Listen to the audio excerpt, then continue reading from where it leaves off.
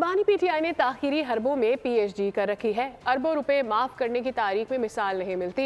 वफाकी वज़ीर इत्तलात अता तारर ने कहा कि फ्रॉड ट्रस्ट के जरिए ब्लैक मनी को वाइट किया गया। सेनेटर तलाल चौधरी बोले कि करप्शन को इस्लामी टच देना बानी का तरीका वारदात है। वो और उनकी अहलिया तोशा खाना लूट कर खा गए।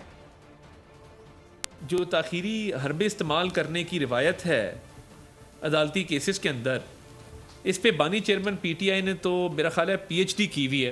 अब ये इतनी बड़ी करप्शन है कि तारीख में आपको इसकी मिसाल कम मिलेगी कि काबीना ने इस तरह अरबों रुपया किसी का माफ़ किया हो और इतनी मेगा करप्शन की, और उसकी एवज आपने ना सिर्फ ये ट्रस्ट बनाया उस ब्लैक मनी को वाइट करने के लिए, ट्रस्ट बनाकर मियाँ बीवी शामिल होते हैं और उन दोनों को ट्रस्ट से भी फारग कर दिया जाता है।